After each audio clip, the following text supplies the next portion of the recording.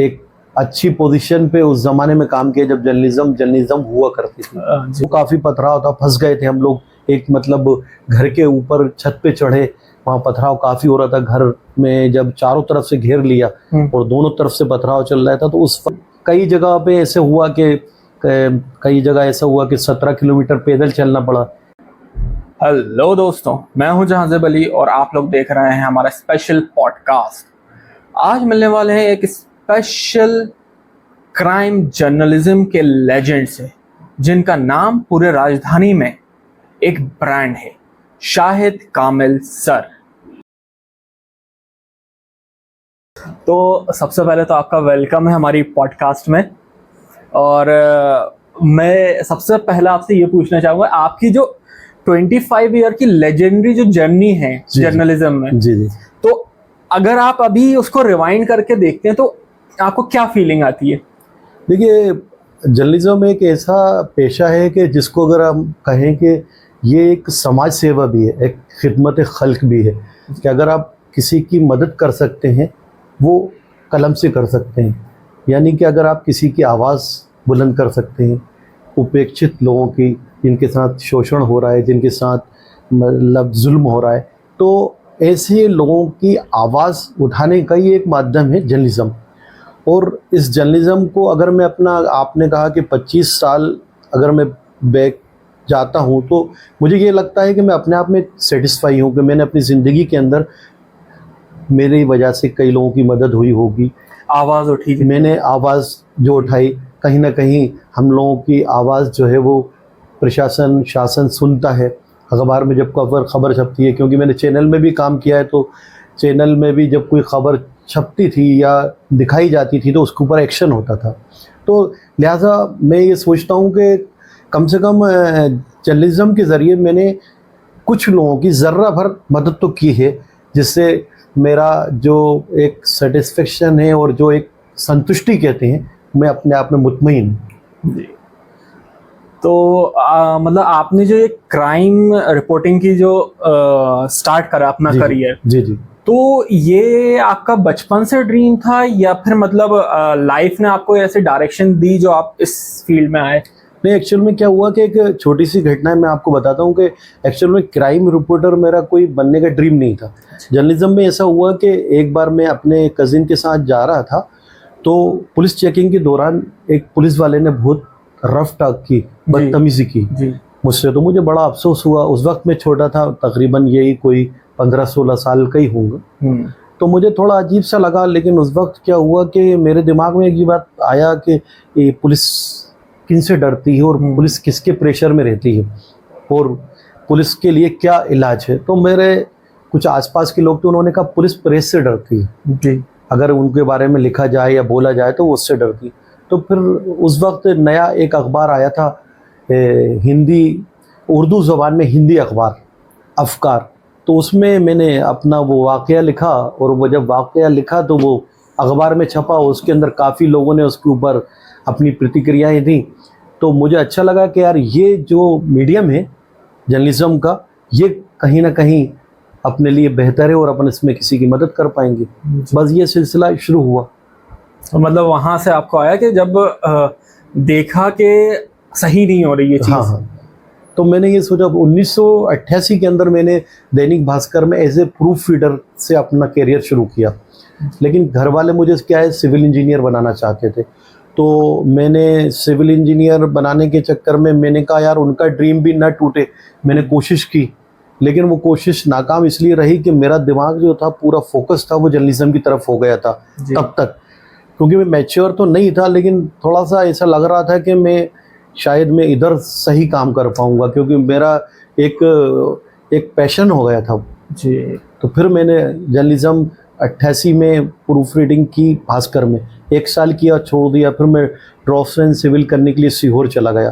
फिर वहाँ से वापस आया, फिर दोबारा मैं पॉलिटेक्निक में मैंने एडमिशन लिया, लेकिन वहाँ भी बात बन नहीं पाई। कुछ इस तरह का माहौल रहा कि वहाँ से भी मेरा एडमिशन जो है वो नहीं हो पाया और ड्रॉप हो गया मैं वहाँ से।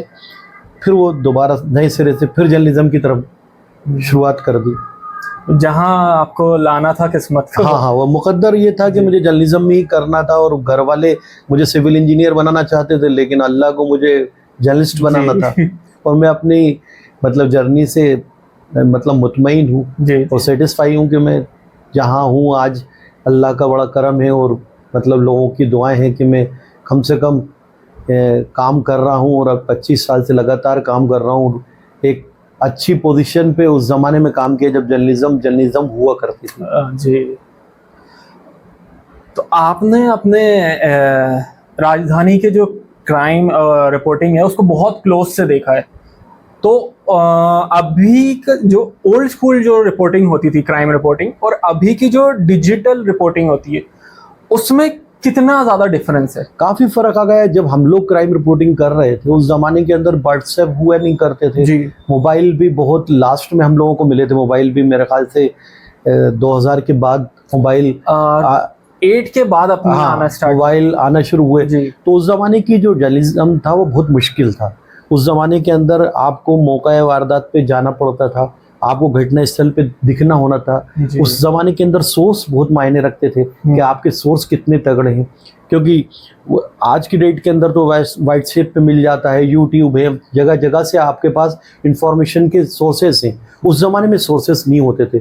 थानों के अंदर भी एक काला डब्बा जो टेलीफोन वायर टेलीफोन होता था, और वो कौन सा वायर टेलीफोन? टेलीफोन जो काले डब्बे होते थे ना उस वक्त, टेलीफोन जो दूरसंचार वाले जो चलते थे, तो वही कॉल करते थे, उससे ही पूछते थे। एक तो लैंडलाइन वाले, लैंडलाइन जो होता था वही काला एक बॉक्स होता था। वो काला ही होता था आमतौर पे, सरकारी मोस्टली काला होता था, वरना 2-3 कलर और होते। हाँ, 2-3 कलर बस तो वो फोन करके ही उनसे बात करते थे, पूछते थे। तो इसलिए हम लोगों के लिए मशक्कत ज्यादा थी कि हम लोगों को मौके पे पहुंचना पड़ता था, कोई ऐसा सोर्स नहीं था। लेकिन क्या है कि जर्नलिज्म में मैंने ये था कि मैंने अपने सोर्स बहुत मतलब मजबूत बना रखे थे कि कहीं से मेरी खबर जो है चूकती नहीं थी। आपका जैसा आपने बताया सोर्सेज इतने थे, तो आप पुलिस से भी पहले पहुंच जाते थे कई क्राइम सीन्स पे। हाँ। तो वो मतलब इतना नेटवर्क कैसे आपने बिल्ड करा? आपका सीक्रेट क्या है? वो एक्चुअल में क्या था उस ज़माने में जैसे मियाँ कि मैंने क्या करा था कि जितने भी लोग थे उनको मैंने अपना नंबर दे रखा था। उस वक्त क्या होता था, फ़ोन रिसीविंग के भी पैसे लगते थे और आउटगोइंग के पैसे लगते थे। तो मैं लोगों से ये बोलता था कि सिर्फ मिस कॉल देना, आप कहीं भी घटना हो जाए आप मिस कॉल। मेरा जो मोबाइल था वो ठेले वाले के पास भी होता था, रेहड़ी वाले के पास भी होता था, हर आदमी के पास होता था। मैंने अपने जो सोर्स बनाए थे 3 लेवल पे बनाए थे। पहला लेवल ये था कि घटना स्थल से मुझे सूचना मिल जाए, वहाँ से कोई निकलना हो या मेरा कोई बंदा हो वो दे दे। उसके बाद सेकंड लेवल होता था मेरा अस्पताल से मुझे मिल जाए, अगर अस्पताल में कोई घायल पहुंचा वहाँ मेरे सोर्सेज थे कि मर्चुरी में अगर लाश रख रहा है तो वहाँ से मुझे मिल जाता था, या वहाँ पे घायल है वहाँ पे उसका इलाज चल रहा है तो वहाँ से। तीसरा लेवल पुलिस था मेरा, तो तीसरा पुलिस से मैंने सोर्स बना रखा था। तो 3 लेवल पर मैंने अपने सोर्स को बिल्टअप किया था, तो कहीं ना कहीं से मुझे मिल जाता था। तो कई दफ़ा ऐसा होता था कि मैं पुलिस से पहले ही पहुंच जाता था, और अक्सर ये बात होती थी, अधिकारी भी मुझसे कई बार मजाक में कहते थे कि आपकी जांच कराएंगे, आप पुलिस से पहले कैसे पहुंच जाते हैं। जी। तो आपकी लाइफ का सबसे डेंजरस असाइनमेंट कौन सा था जो आज भी आपको गूज़बम्प्स देता हो? देखिए 2 ऐसे थे कि काजी कैंप में एक एक्सीडेंट हुआ था, उसमें मिलिट्री की गाड़ी से 2 बच्चे फौत हो गए थे। तो उस वक्त काफ़ी वहाँ पे हंगामा हुआ था, पथराव हुआ था, लाठीचार्ज हुआ। तो उस वक्त काफ़ी मतलब ये कि बहुत क्रूशल रहा था मेरे साथ। उसके बाद एक बार ये हुआ था कि शाहजहानाबाद के अंदर एक मतलब सांप्रदायिक दंगा हो गया था। तो वहाँ गोली मोली चल गई थी, तो वहाँ 3-4 लोग की डेथ हो गई थी। तो उस वक्त काफ़ी मतलब ये कि बहुत क्रूशल था, पथराव चल रहा था। मतलब पुलिस ही मुझे कह रही थी कि आप आगे मत जाइए, इससे आगे मत जाइए, चोट लग जाएगी, पथराव हो रहा है, ये हो रहा है। तो वहाँ 2 कंडीशंस जो आई मेरे सामने वो काफ़ी, मतलब वो आज भी आपको लगता? हाँ, याद आता है कि वो काफ़ी पथराव था। फंस गए थे हम लोग एक मतलब घर के ऊपर छत पे चढ़े, वहाँ पथराव काफ़ी हो रहा था। घर में जब चारों तरफ से घेर लिया और दोनों तरफ से पथराव चल रहा था, तो उस वक्त थोड़ा फंस गए। तो लेकिन क्योंकि वो मुझे स्क्रीन पर था, मैं उस वक्त सब जगह आता था, लोग मुझे जानते थे, तो लोगों ने मुझे शेल्टर दिया कि आ जाइए। तो वो काफ़ी रहा। ऐसे और कई जगह पे ऐसे हुआ कि कई जगह ऐसा हुआ कि 17 किलोमीटर पैदल चलना पड़ा। एक दिवाली के टाइम पे एक 5 लोगों की हत्या कर दी गई थी भोपाल से करीब 30 किलोमीटर दूर। तो बात ये 2003 की है। तो उस वक्त क्योंकि इतना जुनून और जोश था मुझे कि मैं कार से चला गया, लेकिन वहाँ आगे गाड़ी नहीं जा पा रही थी। अच्छा। क्योंकि वो बीच में क्या था कि डिफरेंशियल टकरा रहा था, तो गाड़ी हमने एक जगह पार्क करी और उसके बाद पैदल चल के हम आप उसको कवर और करने गए। कैमरामैन? हाँ, कैमरामैन। रात को तकरीबन 2:30-3 बजे तब हमें आते में वहाँ से कार आ रही थी एसपी और कलेक्टर की। तो वो जब हमें मिले तो वो देख के हमें एकदम चौंक गए, अरे तुम यहाँ कहाँ आ गए? क्योंकि माहौल वहाँ का बड़ा तनावपूर्ण था और बहुत टेंशन था वहाँ पे, क्योंकि एक कम्युनिटी के 5 लोगों को मार दिया था। तो आपने इतने गैंगस्टर्स और ख़तरनाक डाकुओं के जो एक्सक्लूसिव इंटरव्यू लिए हैं, तो मतलब उनके सामने आपको डर लगता था या फिर ये जो जर्नलिज्म है वो उस डर को ओवर पावर कर देता था? नहीं, अब डर तो किसी तरह का लगता नहीं था, क्योंकि मैंने निर्भय सिंह गुजर का भी किया 2-3 बार, निर्भय सिंह गुजर का भी किया और गैंगस्टर के भी काफ़ी कवर किया है मैंने जी। ऐसा कोई डर नहीं है। एक्चुअल में क्या है, जब आपके पास एक जोश और जुनून होता है और आप जब काम कर रहे हैं तो उन सामने वाले को भी ये पता है कि ये जर्नलिस्ट है, तो वो आपसे फिर भी थोड़ा सा एहतियात रखते हैं जी। और इस तरह के लोग तो फिर भी क्या है कि लाइमलाइट में रहने के लिए उनका सबसे बड़ा मीडियम जर्नलिस्ट ही होता है और जर्नलिज्म उनको आगे दिखाती है। तो वो निर्मल गुजर हो, वो ज़्यादा शौकीन था, मीडिया फ्रेंडली था उसको। तो ये मतलब लाइमलाइट में क्यों आना चाहते हैं? वो एक्चुअल में क्या है, एक्सपोजर मिलता है ना, उनको भी एक्सप्लोर होते हैं उससे। अच्छा, कि काफ़ी उनको थोड़ा अच्छा लगता है कि लोग जाने और वो करें। मेरे मतलब डाकुओं के साथ साथ मैंने तकरीबन 200 के करीब सेलिब्रिटी का भी इंटरव्यू किया है, इसमें सेलिब्रिटीज भी। जी जी।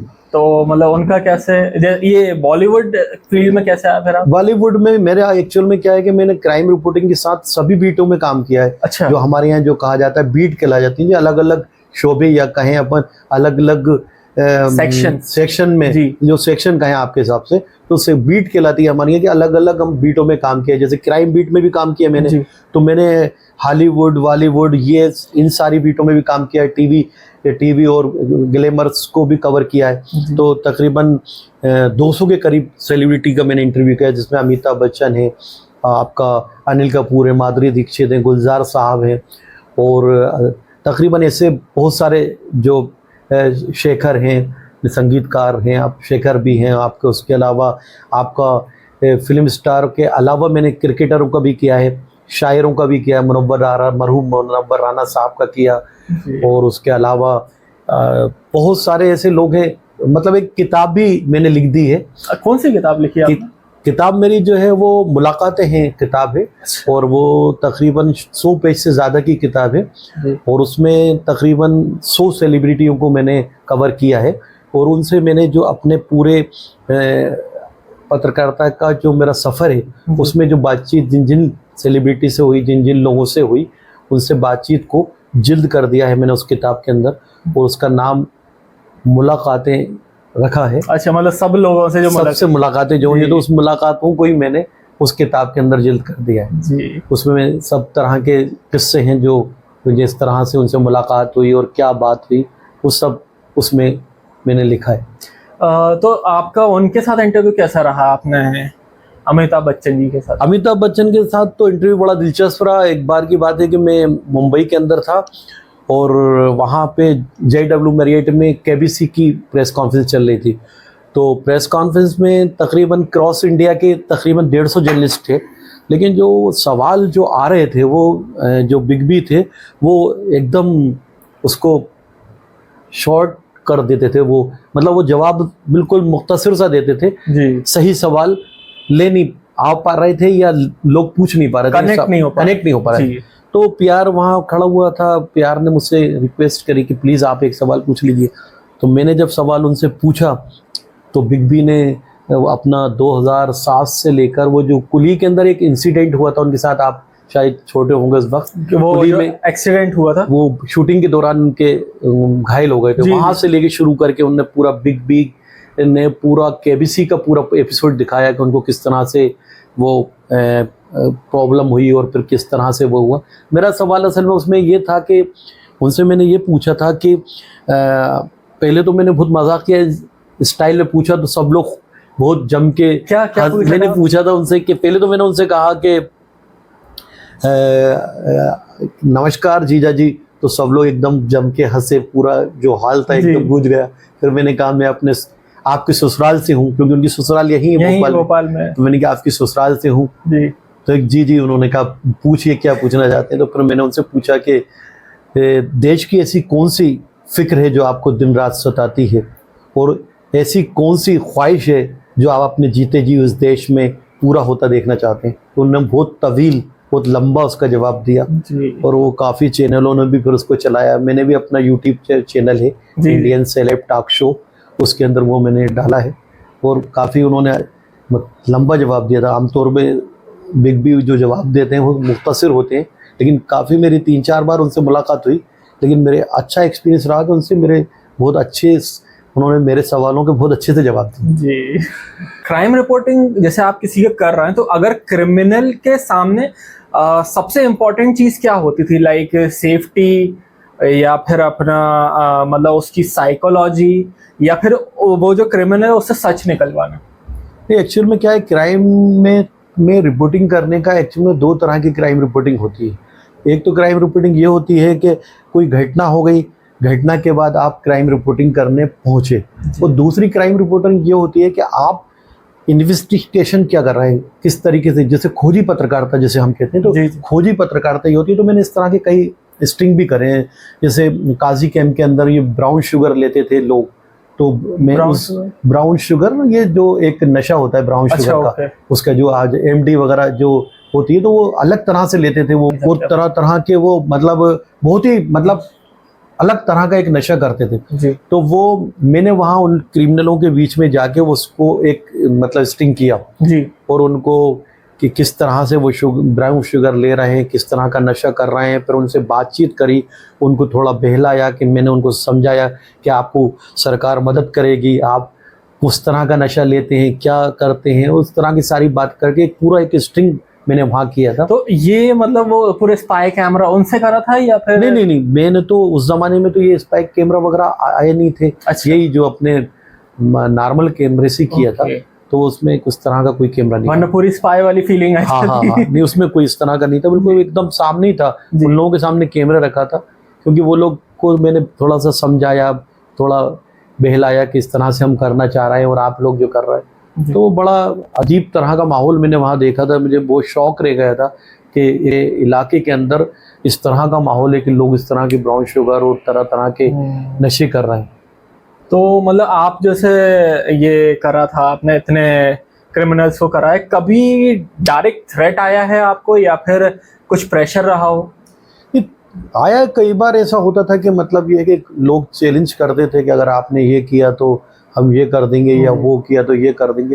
लेकिन अब आप जर्नलिज्म कर रहे हैं तो डर का तो सवाल ही नहीं उठता। डर तो जब आप जर्नलिज्म में कदम रखते हैं तो डर तो पहले सबसे पहली स्टेप है कि डर ख़त्म करना है। फिर आप सेकंड स्टेप ये है कि फिर आपको अपना काम मुस्तैदी से करना है। वो तीसरी स्टेप ये है कि सबसे बेस्ट करना है, ताकि आप लोगों के अंदर जाने जाओ और आपके काम से लोग पहचाने। तो डर जैसी ऐसी कोई चीज़ नहीं रही। मैंने सभी तरह के क्रिमिनल्स के रिपोर्टिंग की और सब तरह के लोगों से बातचीत की। आमतौर पर यह है कि क्रिमिनल्स ही मेरी बहुत रिस्पेक्ट करते थे। अब कहीं अगर मैं खड़ा होता था तो बाकायदा वो मुझसे मतलब सलाम दुआ करते थे। मैं उनके खिलाफ भी लिखता था या उनके खिलाफ बोलता भी था चैनल पे भी, तो कभी वो इस तरह का वो उन्होंने नहीं किया मेरे साथ। ये मेरे लिए प्लस पॉइंट रहा। कोई आपकी ऐसी स्टोरी बताइए जो इतनी पावरफुल हो कि पूरा अपना शहर हिला दिया हो, और आपके करियर की मतलब एज अ अच्छी स्टोरी हो, मतलब आपको लगता हो कि सबसे बड़ी स्टोरी हो, रिपोर्ट हो। एक्चुअल में स्टोरियाँ तो बहुत है, लेकिन मुझे एक वाक़या याद है कि मरहूम मुनव्वर राना लाल परेड मैदान पे एक ऑल इंडिया मुशायरे में शेर पढ़ रहे थे। वहीं उस वक्त अपने लीजेंड शायर बशीर बद्र साहब भी थे, तो वो एक शेर पढ़ रहे थे उस शेर के ऊपर मुनव्वर राना के शेर के ऊपर, मुझे वो शेर पूरा याद नहीं है कि मेरे सीने में जो दवाई रहती है, इस तरह का एक शेर था, वो याद नहीं आ रहा। तो उस पर वो लाहुल वाला कुव्वत पढ़ दिया था बशीर बद्र सामने। तो हज़ारों की तादाद में मतलब वहाँ सामीन थे, मतलब दर्शक थे। और उसके बाद वो शेर को एक दो दुनिया के मशहूर शायर, एक पढ़ रहा है और एक उस पर लानत भेज रहा है। तो वो मुशायरा ख़त्म हुआ और वो आके मैंने अपने एडिटर को बताया कि ऐसा ऐसा हुआ है। तो सारे लोगों ने तो वो स्टोरी कवर करी मुशायरे को। मैंने क्या करा कि वो स्टोरी करी कि राना के शेर पर बशीर बद्र ने भेजी लानत। तो वो मामला बहुत तूल पकड़ा, और वो इतना तूल पकड़ा कि बशीर बद्र साहब के हिंदुस्तान में पुतले जल गए। मतलब इवन राजधानी में तो ये हो गया था कि उनको किसी भी फंक्शन में अगर वो मधु किया जाएगा तो उन्हें काले झंडे दिखाए जाएंगे, और उनको मतलब उनकी लानत मतलब भेजी जाने लगी उनके ऊपर। वो काफ़ी हाइप लिया, कई टीवी चैनलों ने उनके ऊपर एक मतलब बाकायदा पूरा पैकेज बनाया। तो वो काफ़ी मुझे उससे वो मिली थी। मतलब आपने पर्सपेक्टिव चेंज कर दिया। जी जी, मैंने जो स्टोरी थी, जो कवरेज था, उसका मैंने एंगल चेंज कर दिया। आमतौर पे जो अखबार थे उन्होंने उस दिन की जो मुशायरा था उसको कवर किया था, मैंने उस वाक़े को कवर किया जो वहाँ हुआ, जो दो लीजेंड शायरों के बीच में जो वहाँ हुआ वाक़या, कि एक पढ़ रहा है शायर, बड़ा शायर पढ़ रहा है, और दूसरा जो शायर वहाँ बैठा हुआ है वो बहुत लीजेंड शायर है और वो लानत भेज रहा है। तो उसको मैंने पेश किया कॉपी पे। तो राज एक्सप्रेस में वो जो छपा, तो वो सुबह मतलब ये कि काफ़ी उसको हाइट मिली, और अदब की जो दुनिया के जो लोग थे मतलब दो हिस्सों में बढ़ गए थे उसमें। वो काफ़ी मुझे उससे मतलब ये कि मकबूलियत मिली, और काफ़ी लोगों ने मेरी उस खबर को सराहा। आपको क्या लगता है जो अपना टीवी का जो जर्नलिज्म का गोल्डन एज थी, आपकी वॉइस हर घर में सुनी जाती थी, जी जी, तो वो याद करके आपको कैसी फीलिंग आती है? अभी तो देखिए 2014 के बाद तो जर्नलिज्म का एक तरह से ये कहे कि बट्टा बैठ गया है। मतलब हम लोगों ने जब जर्नलिज्म की है, जब टीवी के दौर के, मैंने क्योंकि 2003 से टीवी में राज टीवी से शुरुआत की थी। उस ज़माने में राज टीवी की जो कनेक्टिविटी होती थी वो तकरीबन 99% होती थी, कि अगर हम एक कोई खबर ब्रेक करते थे तो सीएम हाउस से सीधा फ़ोन आता था। मतलब कई, मैं नाम नहीं लेना चाह रहा, कई कलेक्टर मुझसे ये कहते थे कि आपके नंबर तो है, आपके घर का नंबर है, आपके पड़ोसी का भी नंबर दीजिए। कई बार मैं ऐसा ब्रेक कर देता था खबरें। तो उस ज़माने में कनेक्टिविटी 99% थी, और ख़बरों के अंदर विश्वसनीयता थी। एक मतलब खबर तस्दीक करके दी जाती थी। आज का जो दौर है, आज जो खबरें, जो व्हाट्सएप इंडस्ट्री से जो खबरें निकल के आ रही हैं, चैनल भी खबर को ब्रेकिंग करने के अंदर जिस जल्दबाजी में रहते हैं कि कई बार खबरें गलत होती हैं, उसकी तस्दीक नहीं करते, उसको पता नहीं करते और उठा के उसको ब्रेक कर देते हैं। और कई बार वो उनको मतलब ये कि शर्मिंदा होना पड़ता है, कई बार चैनल्स को माफ़ी मांगना पड़ती है कि ये खबर हमने जो अभी आपको बताई थी, ये खबर गलत थी, ये खबर ऐसी नहीं है, इसकी पुष्टि अभी हुई है। तो ये पुष्टि से ये पता चलता है, और लोग बिलीव कर लेते हैं, लोग बिलीव कर लेते हैं। तो ये जर्नलिज्म का जो एक ढांचा है, वो जब पेन से कीबोर्ड पर शिफ्ट हुई जर्नलिज्म, तो उसका थोड़ा सा फ़र्क ये आया कि इससे कहीं ना कहीं जर्नलिज्म ने अपनी विश्वसनीयता को खो दिया है। आज भी कई अखबार हैं, कई चैनल हैं जो अपनी विश्वसनीयता को बनाए हुए हैं। उनका जो एक मतलब सलीका है रिपोर्टिंग करने का, वो पूरी तस्दीक के साथ करते हैं, बेवजह खबरें नहीं करते, जल्दबाजी में कोई खबर नहीं करते, ब्रेक करने की जल्दबाजी के अंदर कोई ऐसी खबर नहीं करते जिससे शहर का माहौल ख़राब हो जाए। आज अगर आप देखेंगे तो कई बार हम कितने ऐसी जगह ऐसे मामले देखते हैं कि आपने गलत खबर चला दी, और सांप्रदायिक मामलों में अक्सर ये देखने को मिल रहा है कि जर्नलिज्म में इतनी जल्दबाजी करते हैं कि गलत खबर चला देते हैं और उसमें शहर का माहौल ख़राब हो जाता है। जी, जैसे आजकल ये रील्स आ रही हैं और ये अपने क्लिक, इंटरनेट क्लिक, वेबसाइट्स, इन सब पे जो है वो उसकी जर्नलिज्म की सीरियसनेस खत्म कर दी है। बिल्कुल सही कहा आपने, ये बिल्कुल सीरियसनेस खत्म हो गया। एक्चुअल में क्या है कि वो जो लोग अनप्रोफेशनल लोग हैं, जर्नलिज्म करने वाले जो लोग हैं, प्रोफेशनल लोग हैं, वो प्रोफेशनल तरीके से करेंगे। अब आप पेशेगत अगर किसी काम को करते हैं तो आप उसके अंदर क्वालिटी आएगी। अब आप किसी भी चीज़ को कहीं से भी लिया, कहीं से भी जोड़ दिया, उसको एडिटिंग करके और कुछ भी पेश कर दिया, तो आप उससे क्या हो रहा है कि लोग आप पे यकीन कम होते जा रहा है। सोशल मीडिया ऐसा एक मीडियम था कि जहाँ से जो खबरें अखबारों में और चैनलों में नहीं दिखती थी वो खबरें वहाँ आ जाती थी। उससे कई बार जो उस विभाग के या उस बीट के लोग होते थे उसमें वो संज्ञान लेकर उस पर एक्शन ले लेते थे। लेकिन अब आज माहौल बदल चुका है। अब सोशल मीडिया की खबरों पर थोड़ा एतकाद करना, उस पर यकीन करना मतलब मुश्किल हुआ है।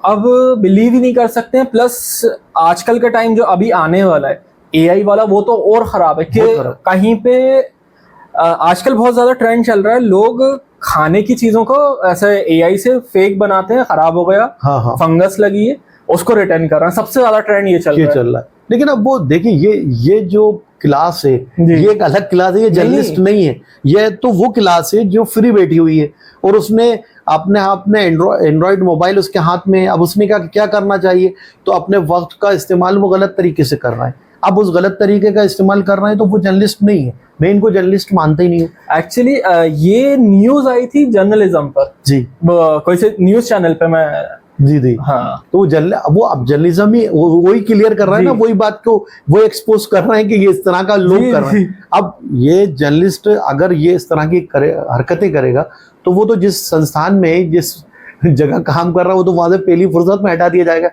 लेकिन ये जो वो लोग कर रहे हैं, जो एंड्रॉयड मोबाइल है उनके पास टाइम है और वो मतलब उस टाइम का गलत इस्तेमाल करके गलत तरीके से उसका कर रहा है, तो इसका कुछ होना हाना है नहीं। आमतौर पर कुछ दिन के बाद सबको पता चल जाएगा कि एआई का इस्तेमाल हो रहा है और बातें फिर वही, कोई यकीन नहीं करेगा, किसी भी बात पे भरोसा नहीं करेगा। बट ऐसे अपन देखें तो जर्नलिज्म में भी इसको यूज करा जा सकता है। लाइक कोई सी न्यूज बना दी, अब कुछ नहीं है तो कोई सी न्यूज बना दी, यहाँ एक्सीडेंट हो गया, वो उसका एआई इमेज बना दी, पता ही नहीं चलेगा किसी को। नहीं, लेकिन जर्नलिज्म में अभी इस तरह की खबरें, एआई के जरिए बनी हुई खबरें बहुत रेयर है कि कभी इस तरह का कोई करे। जो आम तौर पर रियल जर्नलिस्ट है वो तो कभी करेगा नहीं।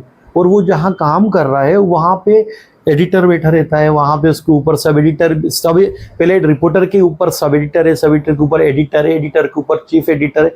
वहाँ एक सिस्टम होता है। तो कोई भी खबर जब वो फाइल करता है तो उस फाइल करने के बाद उसको पूरी चलनी के साथ वो पूरी सामने आती है, उसके बाद ही वो खबर लगती है। तो जर्नलिज्म में जर्नलिस्ट ऐसा काम नहीं कभी करेगा। ये वही लोग करेंगे जो फालतू के, जो एंड्रॉइड मोबाइल लेके घूम रहा है और वो रील चला रहा है, वो वही लोग कर पाएंगे। जी, आपके हिसाब से टॉप नॉच क्राइम रिपोर्टर बनने के लिए क्या क्वालिटीज होनी चाहिए? देखिए, क्राइम रिपोर्टर बनने के लिए क्वालिटी में तो देखिए सबसे पहले तो यह है कि अगर जर्नलिज्म को जर्नलिज्म की तरह करना है तो उसका बाकायदा कोर्स किया जाए।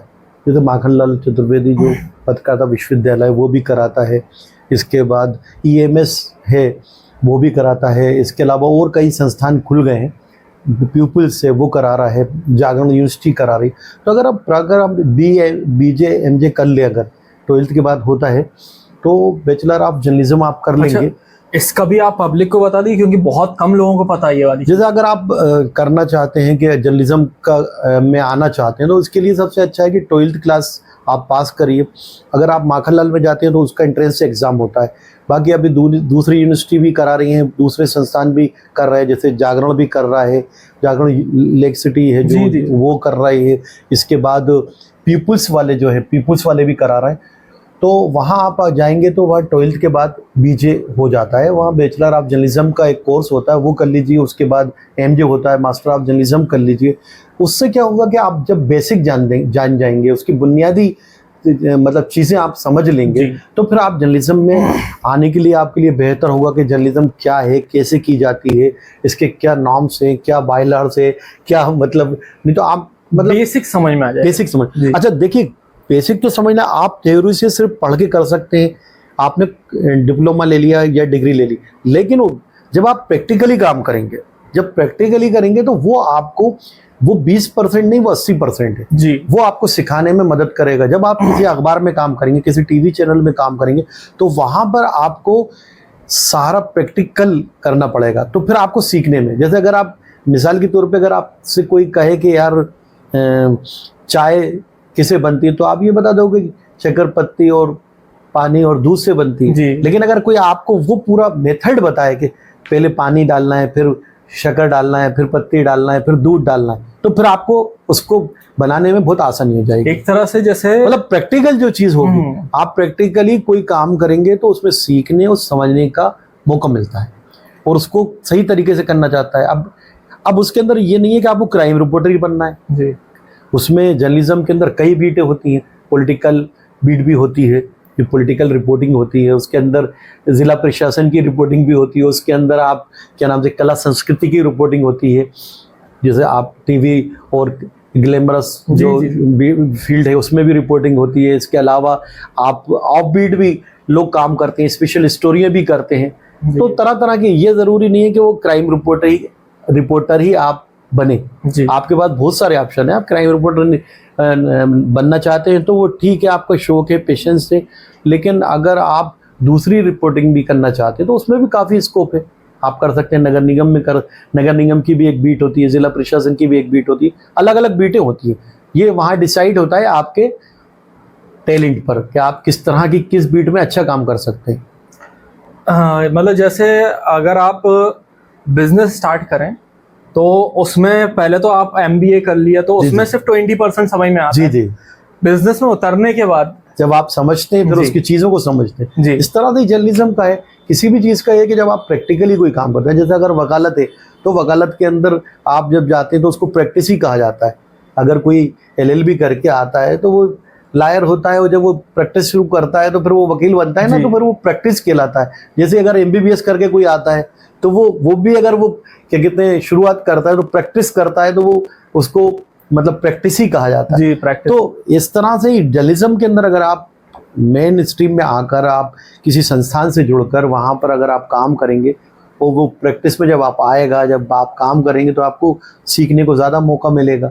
हम लोगों के साथ भी ये हुआ कि हम लोगों ने कोई उस वक्त कोर्स नहीं किया था, लेकिन लोगों के साथ, हमारे सीनियरों के साथ रहे। मुझे कि मेरे जो उस्ताद हैं वो आरिफ मिर्ज़ा हैं, और आरिफ मिर्ज़ा साहब जो था वो सीनियर जर्नलिस्ट थे। उन्होंने भास्कर, जागरण और कई जगह काम किया था। जब उन्होंने मुझे ज्वाइन कराया तो ऐसे बतौर मुझे जूनियर क्राइम रिपोर्टर राज टीवी में ज्वाइन कराया था। तो उनके साथ रह के मैंने सीखा कि किस तरह से कॉपी लिखना है, किस तरह से सवाल पूछना है, किस तरह से हमें बिहेवियर रखना है अपना। किसी अधिकारी से मिलने जा रहे हैं, किसी ऑफिसर से मिलने जा रहे हैं तो हमें किन बातों का ध्यान रखना है। ये सारी चीज़ें उन्होंने बताई कि पहले आप फ़ोन पे बात करिए, उनसे टाइम लीजिए ताकि आपका टाइम भी ज़ाया नहीं जाए, उनका भी नहीं जाए। तो इस तरह के पूरा जो उसका पूरा बेसिक है उसके लिए उन्होंने ट्रेंड किया जी। तो धीरे धीरे करके डे बाय डे इंक्रीज होता रहा वो। अपन जो बिजनेस की बात कर रहे थे, ये मेरा बिजनेस है हाँ, परफ्यूम का। आप देखिए, हाँ वो शानदार जेजी, अरे वाह जेजी, गुड। देखिए ना, लगा के देखिए। अच्छा लगा के देखो, कहाँ यहीं से खोलेंगे ना? जी। अरे वाह बहुत शानदार। अगर आपको खुशबू में रहना है तो जेजी साहब का ये परफ्यूम लगाइए और आप महकते रहिए। हाँ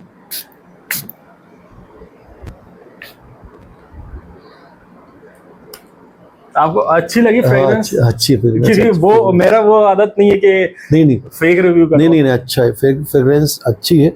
अगर आप खुशबू में रहना चाहते हैं और खुशबू को बिखेरना चाहते हैं तो आप ये जेजी साहब का ये सेंट लगाइए और महकते रहिए। तो आपने पुलिस और एडमिनिस्ट्रेशन के साथ इतने काम कर रहे हैं, कोई काउंटिंग ही नहीं है। जी। तो कोई ऐसा इंसिडेंट जो आज तक आपको याद हो, बहुत ही क्रेजी जो हुआ?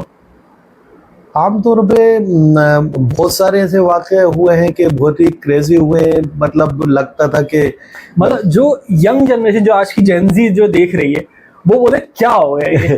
अरे वो एक बार का वाक़या है कि मैं चैनल में काम कर रहा था राज टीवी के अंदर, तो मेरे पास एक कॉल आया कि शाहजहानाबाद से कि वो हमारे घर पे चोरी हो गई है और आप आ जाइए। तो मैंने कहा ठीक है मैं आता हूँ। तो मैं कहीं पुलिस कंट्रोल रूम में कोई प्रेस कॉल में बिजी था। तो फिर मैंने अपने कैमरामैन को बोला कि यार तुम एक काम करो, मैं ये दूसरे काम से जा रहा हूँ, तुम फराली लोकेशन पे चले जाना। खैर साहब वो भी कहीं बिजी थे, गए नहीं। 1 घंटे बाद फिर फ़ोन आया, अरे सर वो आप आए नहीं, शाहिद भाई हमको इंतज़ार कर रहे हैं। तो मैंने कहा ठीक है आप आते हैं, हम आते हैं। इस तरह से 4 घंटे निकल गए, हम पहुँचे नहीं जी। तो हमने उनसे कहा कि चलिए आप कोई दिक्कत नहीं है, आप हम आ जाएंगे, आप FIR तो आपने करा ही दी होगी, हम आ जाएंगे। कहला नहीं, जब आप आओगे उसके बाद FIR करेंगे।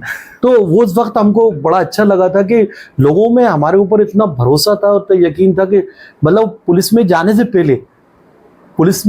से पहले लोग हमको कॉल करते थे। अगर चोरी हो गई, कोई घटना हो गई, कोई मतलब इस तरह का वाकया हो गया तो पहले हमको करते कि शाहिद कामिल को कॉल कर लो जी। तो मेरा कैमरामैन था ओमपंथी।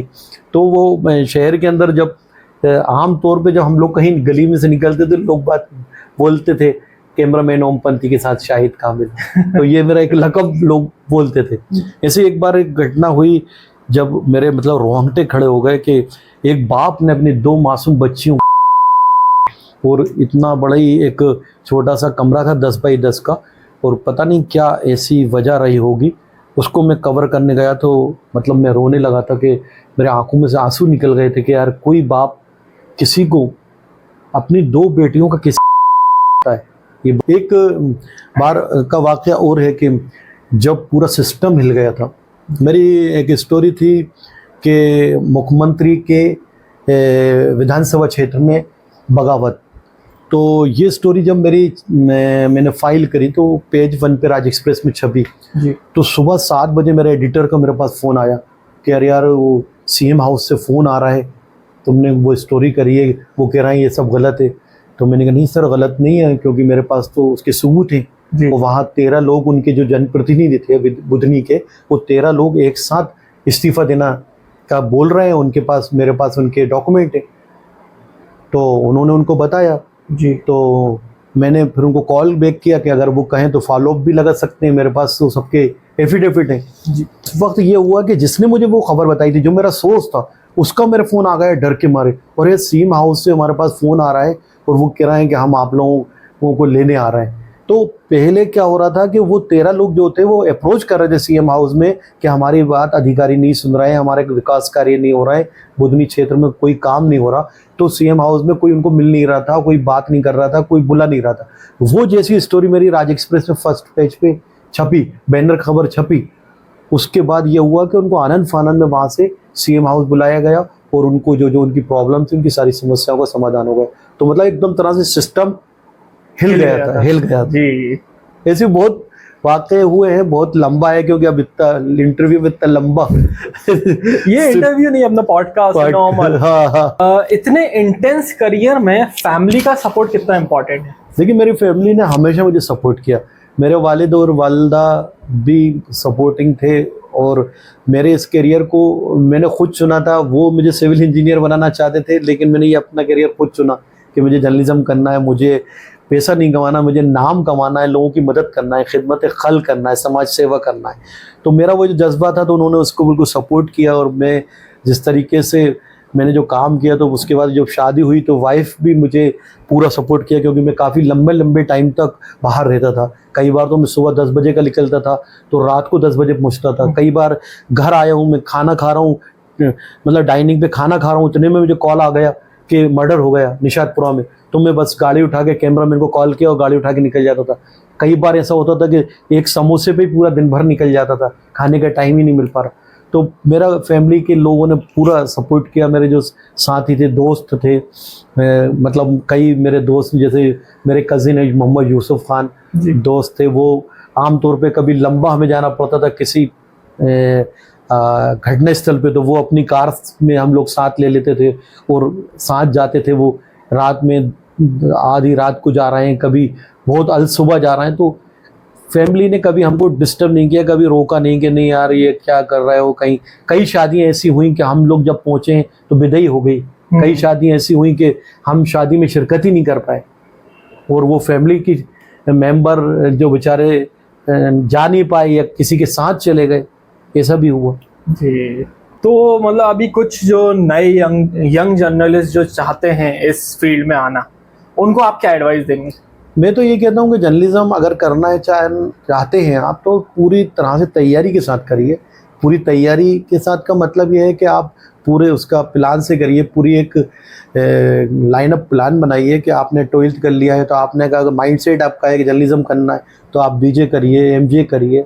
और आजकल तो बहुत ज़्यादा मतलब ये है कि इलेक्ट्रॉनिक मीडिया में और सोशल मीडिया में और बहुत सारे कोर्स आ गए हैं जी। इसमें आप कोर्स कर सकते हैं। और कोर्स करने के बाद आपसे क्या है कि उसमें आपका राइटिंग स्किल जो है बेस्ट होगा, आपका कन्वर्सेशन बेस्ट होगा। अगर आप टीवी में काम करना चाहते हैं तो उसमें तलफ़ुज़, वो जो आपका कन्वर्सेशन है वो बहुत मायने रखता है। अगर आपका उच्चारण ठीक नहीं है, आप अगर खतरा बोलना है, खतरे को खतरा बोलना है, ज़िंदगी बोलना है, तो मतलब अब बड़े बड़े आप चैनलों में भी अगर देखेंगे तो कई बड़े चैनलों में एंकर जो हैं वो ज़िंदगी सही नहीं बोल पाते, खतरा सही नहीं बोल पाते। तो ये आपके तलफ़ुज़ और उच्चारण जो होगा वो बेस्ट होगा तो लोग अट्रैक्ट होते हैं। आप जिस खबर को सुना रहे हैं, जिस खबर को बता रहे हैं, तो उस पर मतलब आपका एक विश्वसनीयता के साथ आपसे लोग जुड़ रहे हैं और आपकी बात को सुनना चाहते हैं। नहीं तो लोग आगे, इतने चैनल हैं, 1 मिनट में आदमी चैनल आगे बढ़ जाता है। जी। आपकी लाइफ 25 इयर्स की ये जो जर्नी है जी, इसमें सबसे ज़्यादा प्राउडेस्ट मोमेंट कौन सा रहा आपका? देखिए इसमें सबसे ज़्यादा प्राउड तो मुझे 2 वक्त हुआ है। जर्नलिज्म के अंदर एक प्राइज़ होते हैं, मतलब कई बार जो अच्छा काम करते हैं उनको लोग अप्रिशिएट करते हैं। तो जब मुझे सप्रे संग्रहालय का एक प्राइज़ मिला जी। तो वो यहाँ के बहुत बड़े एक जर्नलिस्ट थे, क्राइम रिपोर्टर थे, न्यूटन साहब।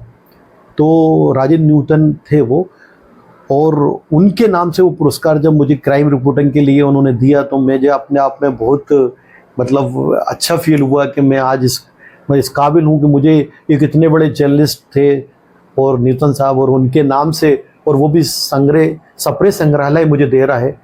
तो मुझे बहुत अच्छा फील हुआ था कि मतलब जर्नलिज्म के अंदर हम लोगों के लिए, मतलब मध्य प्रदेश में तो वो एक अच्छा अवार्ड है, बहुत माना जाता है उस अवार्ड को। तो वो मुझे 2017 में मिला और तकरीबन मुझे ये कहिए कि 100 से ज़्यादा अवार्ड मिले हैं। बरकतुल्लाह भोपाली अवार्ड भी मुझे मिला है। उसके अलावा बहुत सारे अवार्ड मिले हैं जो मतलब लोगों ने अप्रिशिएट किया है। मंसूरी समाज है, अलग अलग समाजों ने भी मुझे दिया है। जर्नलिज्म के जो अलग अलग जो लोग हैं जो इस दुनिया में नहीं रहे जी। उनका भी मुझे उनके नाम से भी अवार्ड मिले। मतलब तकरीबन 100 के करीब मुझे अवार्ड मिले। और दूसरा प्राउड मोमेंट? दूसरा प्राउड मोमेंट ये था कि जब मेरे वालिद और वालिदा ज़िंदा थे, तो जब वो उनसे कोई पूछता था, कहीं अगर वो जाते थे तो अगर वो किसी को अपना अगर वो तारुफ देते थे तो वो ये कहते थे कि मैं शाहिद कामिल का बाप हूँ या उनका पापा हूँ। तो वो मुझे ये सबसे अच्छा लगता था कि वो मेरी पहचान, मैं उनकी पहचान बताता था, लेकिन मुझे प्राउड ये होता था कि वो उनको प्राउड होता था कि मैं अपने बेटे की पहचान बताता हूँ तो लोग जानते हैं उसको सब जगह, पूरे शहर में जहाँ भी वो जाता है। तो वो जाते थे, वो जहाँ भी वो पूछता था कोई, तो वो मेरा नाम शाहिद कामिल के तरह, उनको कौन नहीं जानता। तो वो उनको अच्छा लगता था, वो आके बताते थे आज वो शख्स मिला थे, वो मिले थे, मैंने उनको बताया तो वो तुम्हें जानते थे। तो वो मुझे, मेरे माँ बाप का एक सबसे बड़ा जो एक माँ बाप के लिए ख्वाहिश होती है कि उसका जो बेटा हो वो तकरीबन उसे लोग जाने और उसके नाम से उसे जाना जाए। एक माँ बाप के लिए सबसे बड़ी प्राउड वही है। अपने अभी कुछ रिटायरमेंट प्लान है या मतलब कोई डिफरेंट फील्ड में जाना चाहें? क्योंकि ज़्यादातर लोग ये करते हैं पूरा करियर कर लिया फिर उसके बाद दूसरी फील्ड में कुछ। ये अच्छा सवाल पूछा आपने। एक्चुअल में क्या है कि 2022 में मैंने अपना रजिस्ट्रेशन करा लिया। मैं LLB भी हूँ। मैंने MA हिंदी लिटरेचर से किया था, मेरा PG था, पोस्ट ग्रेजुएट था मैं MA हिंदी लिटरेचर से। उसके बाद LLB मैंने किया था। तो मैंने 2022 के अंदर अपना रजिस्ट्रेशन हाई कोर्ट में करा लिया था और यहाँ डिस्ट्रिक्ट कोर्ट में भी करा लिया है। तो फ्यूचर में ये प्लान है कि मैं प्रैक्टिस भी करूँगा, वकालत भी करूँगा, क्योंकि मैंने क्राइम रिपोर्टिंग भी की है 15 साल। तो मैं ये चाहता हूँ कि उसका फ़ायदा भी मुझे मिले और थोड़ा सा मेरा इधर भी शौक अब बढ़ा है कि मैं लोगों की मदद इस तरह से भी कर सकता हूँ। तो अब उस फील्ड में आप तो वो 2022 से मैंने फिर रजिस्ट्रेशन करा लिया, क्योंकि जर्नलिज्म से तो हमने खिदमत खल्क कर ही रहे हैं, थोड़ा बहुत जो कर सकते हैं, हमारी जो ज़ात से किसी को फ़ायदा हो जाए ज़र्रा है हमको। अगर किसी पहाड़ को भी सायरा मिल जाता है तो ज़र्रा जुड़ जाता है जी। तो इसी तरह से हम अब रजिस्ट्रेशन करा लिया है, 2022 से मैं प्रैक्टिस कर रहा हूँ। तो डिस्ट्रिक्ट कोर्ट में भी रजिस्ट्रेशन है, तो डिस्ट्रिक्ट कोर्ट में मैं प्रैक्टिस करता हूँ। और जर्नलिज्म में क्राइम रिपोर्टिंग में लंबा वक्त गुजारा है तो उसका भी मुझे फ़ायदा थोड़ा बहुत मिल जाता है, क्योंकि अधिकारी वगैरह भी मेरे पहचान के रहते हैं और लोग भी मुझे जानते हैं उसके हवाले से, क्राइम रिपोर्टिंग के हवाले से, तो काफ़ी उससे मुझे फ़ायदा मिलता है। जी। तो आपकी ये जो पूरी लाइफ जर्नी है उसको अगर अपन एक लाइन में डिफाइन करें तो वो क्या लाइन होगी? मैं अगर अपनी जर्नी को एक लाइन में मतलब एक्सप्लेन करूं तो मैं यही कहूँगा कि मैं अपने आप में मुतमईन हूँ। मैंने ज़िंदगी में किसी का बुरा नहीं किया, जी। किसी को धोखा नहीं दिया, सबकी मदद करी है, सबको जहां उसकी सबकी आवाज़ें बुलंद करी हैं, उपेक्षित हों, शोषित हों, हर आदमी की आवाज़ बुलंद करी है। जो मेरे पास मदद के लिए आया है, मैं उस लायक तो नहीं था, लेकिन मैंने कोशिश करी है कि उसकी मदद करूं, उसका काम हो जाए, किसी तरीके से उसका जो प्रॉब्लम है वो सॉल्व हो जाए।